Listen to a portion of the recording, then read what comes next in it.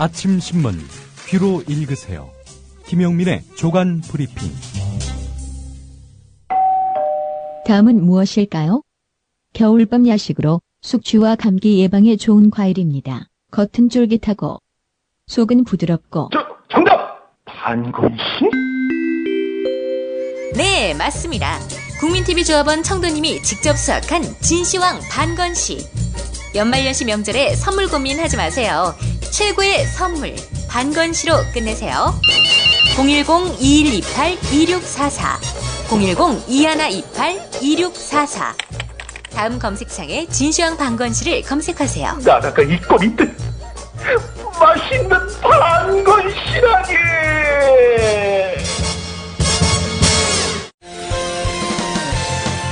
학교폭력 예방 앱 스마트 보디가드.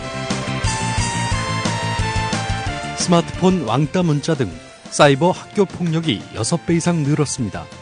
학교폭력은 언제나 욕설, 모욕, 협박과 같은 폭력 문자를 동반합니다. 그런 학교폭력 문자만을 감지하여 부모님께 알려드립니다. 미리 알면 예방할 수 있습니다. 구글 플레이에서 학교폭력 예방 전문 어플 스마트 보디가드를 설치하세요.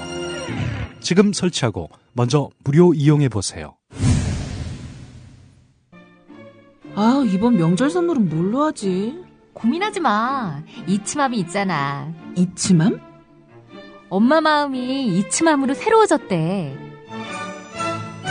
맛있고 몸에 좋은 건어물 세트, 예쁜 도자기 식기 세트, 정성 가득 핸드메이드 세트까지 선물하기 딱 좋아. 오, 대박 대박. 개념 엄마들의 라이프 쇼핑몰 이츠맘. 명절 선물은 조기 품절 낼 수 있으니 서두르세요. 검색창에 이츠맘.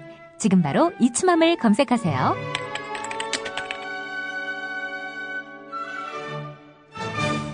네, 귀로 읽는 조간신문.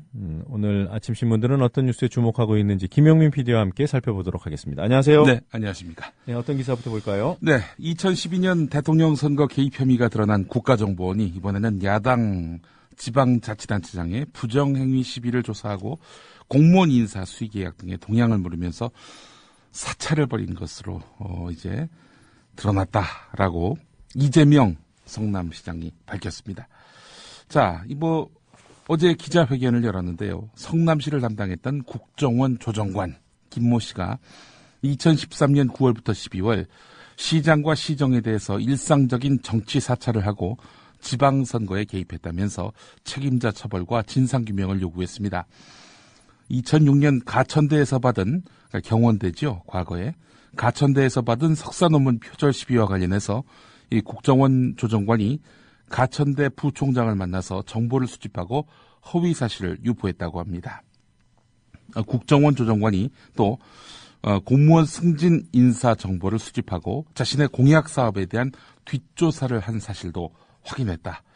이재명 시장은 이렇게 밝혔는데요. 자, 근거가 있느냐? 이재명 시장은 기자회견에서 밝힌 내용은 그 공직자들의 진술 내용이 담긴 확인서가 있고 가천대의 논문과 관련해 압력을 행사한 녹음 파일 등 증거 자료가 있다면서 이것도 공개할 뜻이 있다 이렇게 밝혔습니다. 네. 이재명 시장은 변호사입니다. 자, 이에 대해서 국정원 경기도지부는 반박 자료를 냈습니다. 가천대 부총장을 만난 사실은 시인하면서도 한담 과정에서, 그러니까 좀 느슨한 분위기 속에서 나누는 농담은 아니더라도 하여튼 좀 정담 비슷한 것, 이런 이야기를 나누는 과정에서 언론에 이런 보도가 나왔는데 어떻게 된 거냐? 라고 이렇게 정황을 물어보는 정도였지 이게 관련 자료를 요청하거나 입수한 사실은 없다 이렇게 부인을 했습니다. 또 사회적 기업 현황과 수의계약 시스템 같은 이런 시정과 관련한 내용에 대해서는 이 내라는 혐의 수사 과정에서 필요한 적법한 보안 정보 활동의 일환이었다고 이렇게 반박을 했습니다. 한마디로 모두 적법한 활동이었다는 겁니다.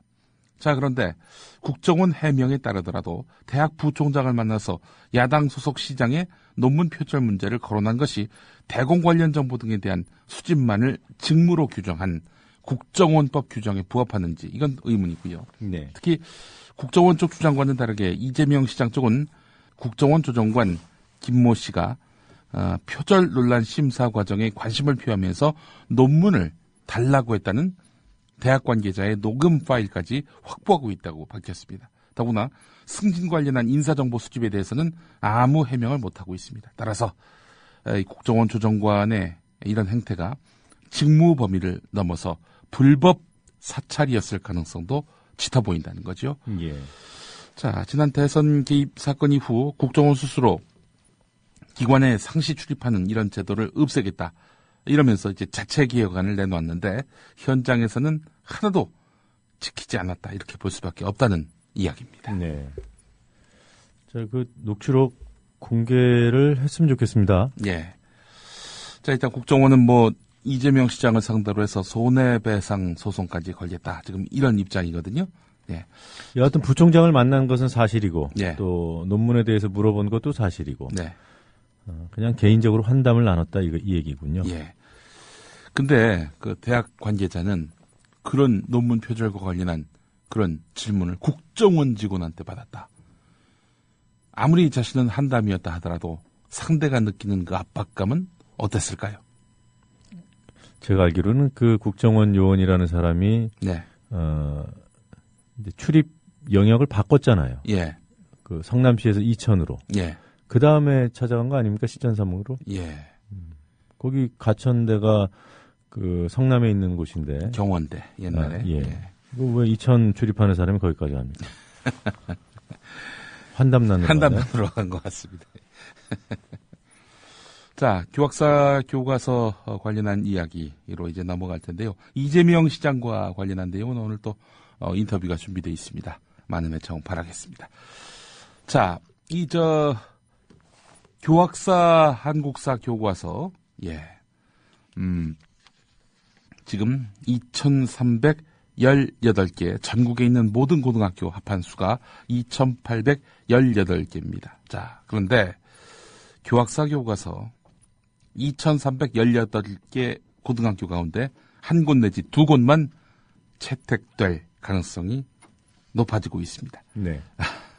아니, 한 학년에 몇백 명이 있는 것도 아니고 말이죠. 예. 그렇게 된다면은, 첨부가 안 될 텐데, 첨부가 안 되는 교과서를 과연 교학사가 찍어낼지, 이게 또 관심인데요.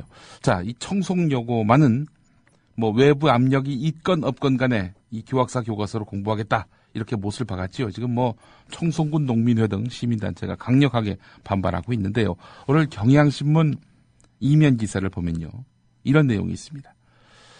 청송여고 관계자는 지난달 교사들로 구성된 교과서 선정위원회를 꾸려서 교학사 교과서를 1순위로 선정한 다음 학교운영위원회 심의에 올렸고 학교운영위원회는 이후에 교과서 선정위원회의 의견을 그대로 반영해서 한국사 교과서, 교학사 교과서를 채택했다 이렇게 밝혔습니다. 이 청송여고 관계자의 말로 말을 종합해 보면은 적법했다는 거죠. 이 과정상에서 무리는 전혀 없었다 이런 이야기인데, 자, 그런데 이 청송여고 관계자의 말을 청송여고의 학교 운영위원도 아니고 운영위원장이 뒤집고 있습니다. 청송여고의 학교 운영위원장인 강종창 씨는 학교 운영위원회가 열렸다는 사실조차 모르고 있었습니다. 교학사 교과서 채택과 관련한 학교 운영위원회가 열렸다는 사실을 전혀 몰랐고 교학사 교과서가 채택됐다는 이야기도 금시초문이다 이렇게 말을 했습니다. 그래서 학교 운영위원장인 강종창 씨가 학교에다가 전화해서 항의를 했는데 학교 측은 이미 채택된 것을 번복할 수 없다는 입장을 고수한 것으로 알려졌습니다. 제정신으로 소송까지 해야 되는 겁니까? 이렇게 말이 안 통하면. 아니, 학교 운영위원회 위원장도 모르게 채택하는 경우가 어디 있습니까? 글쎄 말입니다. 파행적인 그 과정을 거치지 않고 이 교과서를 채택할 가능성은 대단히 낮은 거죠. 600개가 넘는 오류가 있는 교과서를 우리 아이들이 공부하게끔 내버려두는 그런 학교 운영위원장이 어디 있습니까? 하여간 학교 측 어떤 입장을 표명할지 상당히 주목됩니다. 자, 이런 가운데 한국일보 기사도 또 주목됩니다. 일면에 관련 기사가 있는데요. 지난해 12월에 최종 검정 승인 뒤에도 오류가 지적된 교학사의 고등학교 한국사 교과서에 대해서 교육부가 또다시 수정 심의를 거쳐서 승인해 준 것으로 확인됐다는 보도입니다. 네. 최종 승인을 했는데 최종 승인을 했는데 또 오류가 드러나니까 다시 또 수정 심의를 거쳐서 승인해줬다는 겁니다. 뭐 사실 최종 승인 뒤에도 수정 심의를 거쳐서 승인할 수 있습니다. 그러나 그것은 단순한 오탈자 정도입니다. 자, 그런데 교학사 교과서는요, 일본군 위안부 서술 등 내용까지 고친 것이었습니다. 따라서 이것은 밀실 편법 행정 아니냐, 이런 비판을 지금 자아내고 있습니다. 네. 한국일보 사설을 보니까 말이죠. 교육부가 교학사 한국사 교과서를 채택했다가 철회한 고등학교 20곳을 대상으로 특별 조사에 나섰는데, 교육부는 교학사 교과서 선정 과정에서 재단의 압력에 대한 문제 제기가 있을 때는 가만히 있다가 선정 철회 움직임이 잇따르니까 느닷없이 특별 조사 실시를 발표했다. 한국일보는 이 점을 지적하고 있습니다. 이게 지금 앞서서 그 청송여고도 그렇습니다만은 교학사 교과서 일선 교사들은 이거 채택하자 이런 목소리를 내는 교사들이 극히 적었습니다. 자, 그런데 재단 위에서의 그 압력 때문에 결국에는 이 교학사 교과서를 채택을 했습니다.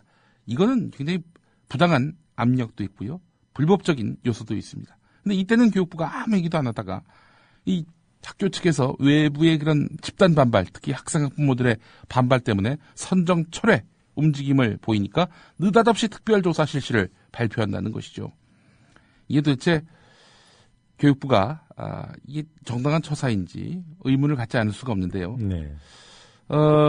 게다가 이 교학사 교과서 선정했다가 취소한 경우는 학생과 학부모, 동문회 등의 자발적인 요구에서 비롯됐습니다. 최소한의 역사적 사실조차 정확하게 기술하지 못한 그런 부실 교과서에 대해서 분노하지 않는다면은, 아니 그 교육 소비자인 학생과 학부모들 동의할 수 있겠습니까? 자, 한국일보 사설은 이렇게 끝을 맺습니다. 교학사 교과서 채택률이 사실상 0%라는 것은 그만큼 교과서가 수준 미달이란 것을 보여준다. 이런 채택률은, 이런 저조한 채택률은 새누리당 주장대로 전국 교직원 노조의 압력과 방해로 이루어질 수 있는 수치가 아니다. 이렇게 못을 박았습니다. 네. 이 사설 제목이 상식과 정도 벗어난 교육부의 교학사 구학이라고 되어 있군요. 네, 그렇습니다. 네, 상식과 정도에 입각해서 본다면 네. 교육부는 채택 처리한 학교를 감사할 것이 아니라 네. 청송여고처럼 학교 운영위원회 절차를 무시한 예. 그런 채택 과정을 감사해야죠. 그렇습니다. 자, 한겨레 오면으로 가보겠습니다. 제목이 이렇습니다. 보수가 10년 공들인 역사전쟁, 시민 상식 앞에 참패. 이런 내용입니다. 교학사 교과서. 네, 예. 제목 참 인상적입니다. 예. 보수가 10년 공들여서 역사전쟁을 준비했는데 시민의 상식 앞에서 참패했다, 이런 얘기입니다. 교학사 교과서 출연에 대해서 역사학계에서는 일부 보수학자들이 10년 전부터 차근차근 준비해온 역사전쟁의 결실이라고 설명해왔습니다. 실제로 그 보수 세력은 2003년 금성출판사 교과서를 두고 좌편향이라면서 논란을 일으킨 데 이어서 2008년 뉴라이트 계열의 교과서 포럼 인사들이 친일, 독재, 미화 등으로 논란이 된 대한교과서 한국근현대사를 발간하기도 했습니다. 이에 대해서 하이식 연세대 교수는 일본에서 역사 왜곡 교과서인 후소사 교과서 파동이 있었을 때 그 교과서 채택률이 0.039%였다. 자신들이 행한 식민 통치를 미화하고 다른 나라를 침략한 행위를 찬양하는 교과서가 일본에서조차 1% 미만이었다는 이야기인데, 우리나라는 그 침략을 당하고 식민 지배를 받은 나라인데도 친일 미화 교과서 채택률이 1%에 이를 수도 있다는 이야기를 듣고 오히려 놀랐다, 이렇게 말을 했습니다. 그러면서 학생, 학부모, 교사, 시민사회가 이성적인 판단을 하고 있다는 점에서 긍정적으로 보지만, 반대로 학계에서는 오류, 부실덩어리라고 지적했는데도 15곳이나 되는 학교의 관리자들이 이를 채택했다는 점은 걱정스러운 일이다, 이렇게 말하기도 했습니다. 네. 15곳이 한 곳으로 줄어들었죠. 예. 자, 이 오늘 보수 언론들을 보면 말이죠, 전반적으로 이 교학사 교과서의 그 채택 철회, 이것을 전교조 등 진보 세력의 총공세에 결국 보수 세력이 무릎을 꿇은 것이다 라는 식으로 오도하고 있습니다. 물론 조선일보 같은 경우에 교학사 교과서가 그렇게 부실하다는 것, 그게 원인 제공을 하긴 했다 이렇게 인정하기는 합니다만은 기본적으로 이게 진보 세력의 이념 공세다 또 이렇게 매도하고 있습니다. 예. 자, 그러나 과연 이 교학사 교과서 이걸로 공부할 수 없다. 이 상식에 부합하지 않는 이런 역사적 사실과 거리가 있는 이런 교과서를 어떻게 공부할 수 있겠느냐라고 이야기한 모든 분들이 다 진보 세력이라 말할 수 있는 건지. 예, 하여간 이 어떤 위기가 닥치면은 뭐든지 이렇게 이념 공세로 이렇게 국면 전환을 시도하려는 이른바 보수 세력의 이런 행태들을 보면 참 답답하기 이를 데 없습니다. 국정원 선거 부정과 관련해서도 갑자기 뜬금없이 NLL 논란을 불러일으키느니 또 이석기 의원 사건을 들먹이면서 어떻게든 이념 공세로 국면 전환을 시도하려 했던 그 행태를 보면은 이게 좀 새롭지도 않습니다. 왜곡된 역사 교과서를 거부하는 것이 그것이 이념이고 진보라면 그건 자랑스러운 이념이고 진보 아니겠습니까? 그렇습니다. 그야말로 자랑스러운 이념 공세가 되겠죠. 하긴 뭐 박근혜 대통령은 또 자랑스러운 불통을 또 좋아하시는데 불통보다는 이념 공세가 훨씬 낫죠. 말이 좀 꼬이죠. 그렇습니다. 아침이라 이 하드가 잘 돌아가지 않습니다. 자, 한겨레 11면 기사 잠깐 짚고 가겠습니다. 네. 경찰이 불쑥 신분증 봅시다. 이러는 게 이제 불심 검문 아니겠습니까? 자, 이게 현 정권 들어서 2배에 이르는 걸로 나타났다고 합니다. 이명박 정권보다도 훨씬 많아졌다 이런 얘기입니다. 4대학 근절을 내세운 정권에 발맞춰서 휴대용 신원 조회기로 마구잡이 신문을 하고 있다는 건데요. 지난해 신원 차량 조회가 444만 건이었다고 합니다. 경범죄 처벌도 3만 건 늘은 것으로 나타났습니다. 뭐 아무래도 이명박 정부 때부터 이어온 그 부자 감세 때문에 세수가 부족해지니까 이를 메우기 위한 것 아니냐는 그런 지적도 나오고 있는데요. 그것도 그렇지만은 이 4대학 척결이라는 미명 아래 어떻게든 국민을 통제함으로써 통치를 용이하게 하기 위한 그런 의도 아니냐라는 그런 해석도 있습니다. 자, 또 경찰의 실적 세우기식 무리한 사찰의 소산이라고 보는 시각도 있습니다.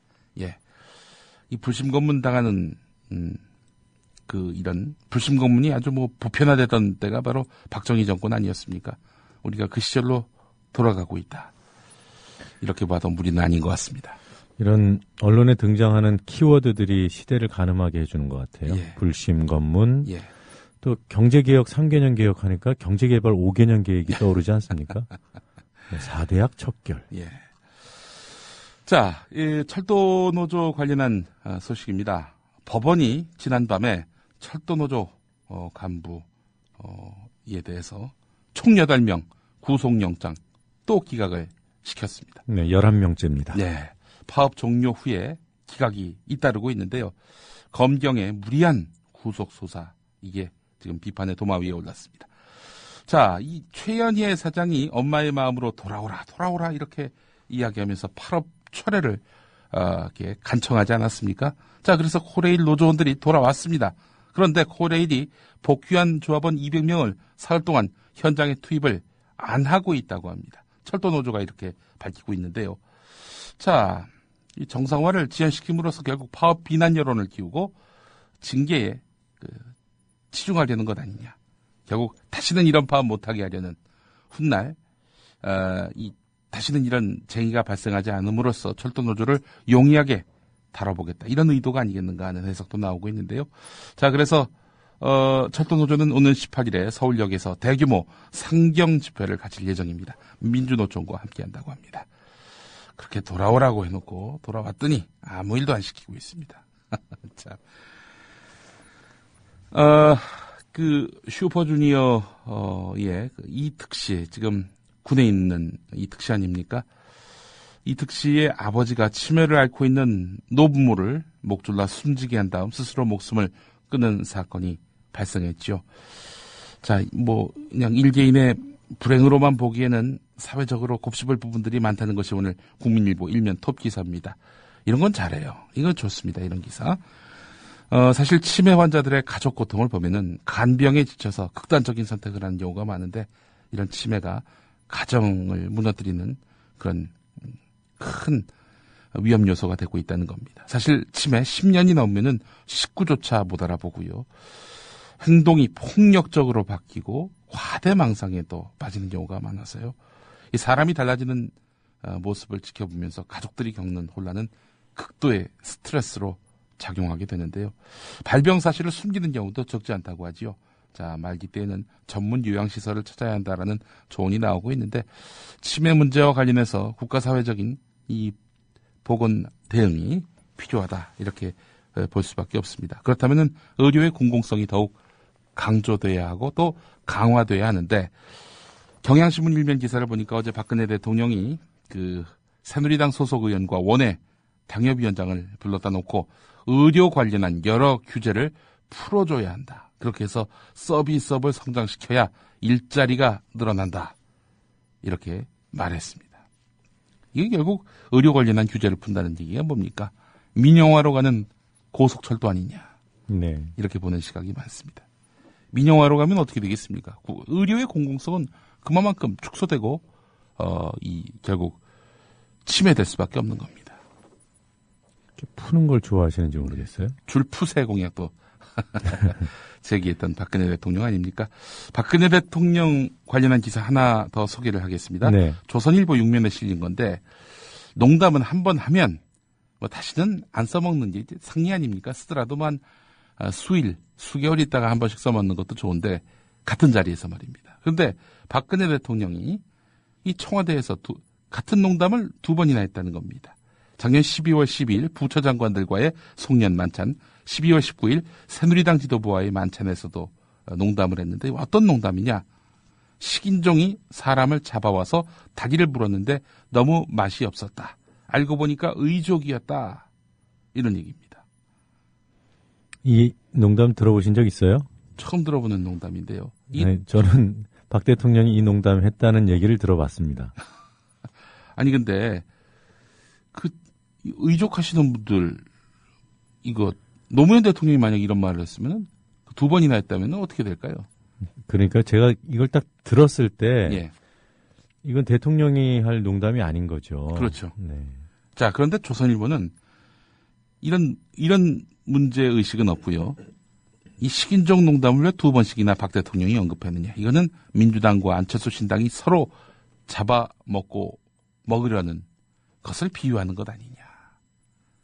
뭐 이런 식의 또 의미를 부여를 해요. 아니, 어처구니가 없습니다. 아니, 이게 이 기사가 그건가요? 예, 그렇습니다. 흡사 자유당 정권 시절 예. 각하 시원하시겠습니다 하는 것 재현한 것 같습니다. 예, 조선일보 오늘 일면 제목은 북한 인프라 122조 투자할 때는 물류의 실크로드다. 뭐 이렇게 제목을 뽑았습니다. 통일은 대박이다라는 박근혜 대통령의 발언을 뒷받침하는 그런 기사를 일면에 실었는데 아니 그렇다면 남북관계 개선을 위해 노력을 하든가 그런 것도 없이 북한은 다 돈으로 보여요. 이런 식의 기사를 싣고 있는 게 뭐겠습니까? 저는 기본적으로 이분들이 갖고 있는 통일에 대한 인식, 지향점이라고 하는 게 흡수통일 아니겠는가 이런 생각이 드는데 독일이 대표적인 흡수통일의 그 사례 아니겠습니까? 그래도 수십 년에 걸친 신뢰 회복의 과정이 있었습니다. 그럼에도 불구하고 지금 그 동서독 양측의 양극화가 심해지고 있는 양상인데 이건 뭐 어쩌자는 건지 북한을 거의 돈으로만 보고 말이죠. 지금 우리 국내 뭐 남재준 국정원장이나 예. 이 여권 관계자들이 생각하는 흡수 통일과 독일의 통일을 비교할 수는 없죠. 예, 그렇죠. 이건 한마디로 뭐 정복하자 이런 의미 아니겠습니까? 그러니까 아까 말씀하신 대로 북한을 돈으로 보는 것 자체가 예. 이건 참. 근데 일관성은 있어요. 이 공공의 모든 이 역할 또 공공의 모든 그런 기능들을 돈으로 보는 이런 이분들의 모든 게 돈으로 보이는 이런 의식이 일관되지 않습니까? 일관성이 없는 사회에 우리가 참 크게 경종을 울리는 이분들입니다. 예. 오늘 여기까지 하겠습니다. 네, 잘 들었습니다. 수고하셨습니다.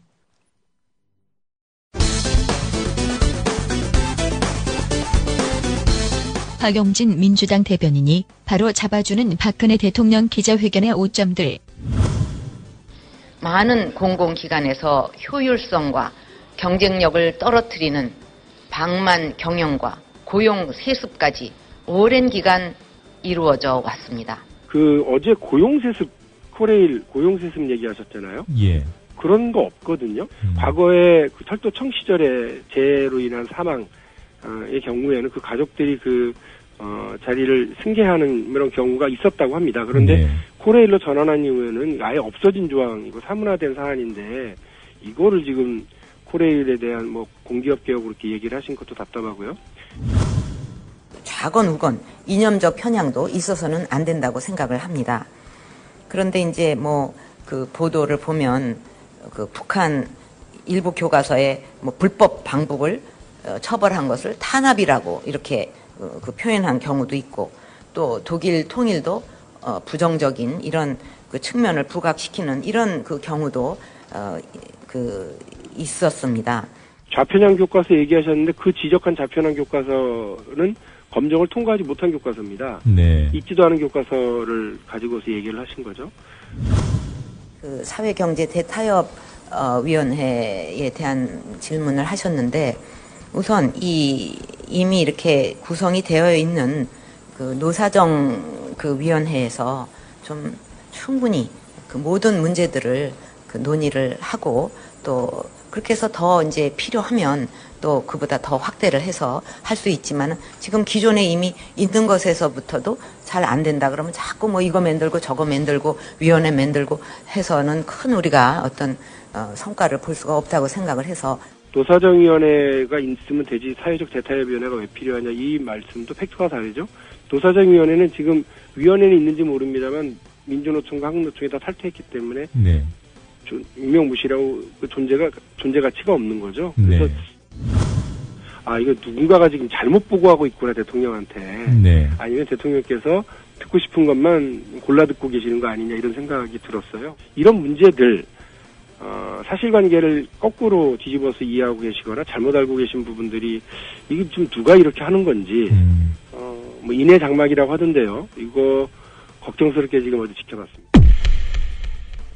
대통령 측근들이 대통령에게 허위 보고를 할 수 있는 것은 전혀 새롭지 않은 일. 여기에 대처하는 대통령의 자세는 어떠해야 하는가. 유시민 전 장관이 야당 대표였던 박근혜 대통령을 경험하고 나서 나는 꼼수다에서 밝힌 말. 제가 그때 보면서 이 사람이 안 되겠구나. 안 되는 이유는 협상대표로 나온 사람이 허위보고를 했다 하더라도 어떤 이유에 의해서든 어떤 이유인지 모르지만 합리적인 정책 판단 능력이 거의 없다. 는 거를 제가 그때 많이 느꼈고. 박 대표가? 예. 누군가가 중간에 보고를 어떤 이유로든지 틀어버리면 그것이 잘못된 보고라는 걸 판단하는 능력이 없다는 얘기잖아요. 그렇죠. 지도자는 기본적으로 그게 있어야죠.